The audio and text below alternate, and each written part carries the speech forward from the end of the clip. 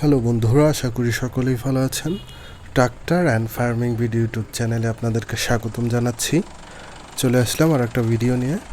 আজকে মূলত আপনাদেরকে দেখাবো আমরা চাষাবাদের আগে যে কাজগুলো করে থাকি এবং যেভাবে চাষাবাদে যেয়ে থাকি তারই খুঁটিনাটি বিষয়গুলো আপনাদেরকে শেয়ার করব।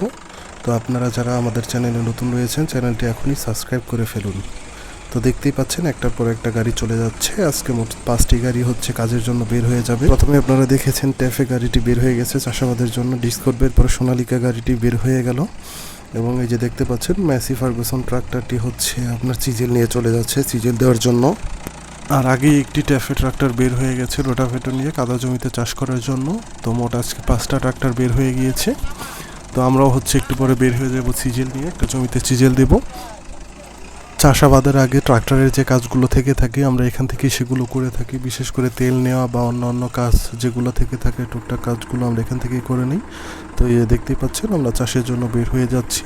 আমাদের চ্যানেলটিতে ট্রাক্টর সম্পর্কিত নানা বিষয়ে আমরা আলোচনা করে থাকি, ট্রাক্টরের খুঁটিনাটি বিষয়গুলো, ট্রাক্টরের সমস্যা এবং নানা বিষয় নিয়ে আলোচনা করে থাকি। আপনাদের যে কোনো জিজ্ঞাসাবাদের জন্য আমাদের সাথে আপনারা যোগাযোগ করতে পারেন, মেসেজ করতে পারেন, কমেন্ট করতে পারেন। আমরা আশা করি আপনাদের সমস্যার সমাধান দেওয়ার চেষ্টা করব।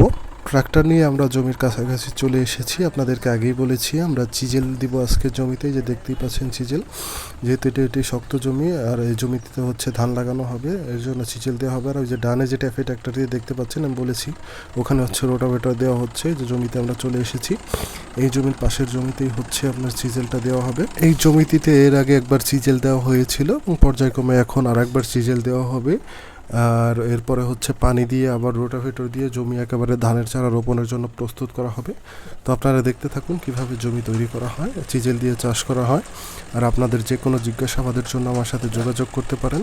আর আপনাদেরকে আবারও বলবো, যারা চ্যানেলটি সাবস্ক্রাইব করেননি এখনই চ্যানেলটি সাবস্ক্রাইব করে আমাদের পাশে থাকুন। সকলকেই ধন্যবাদ।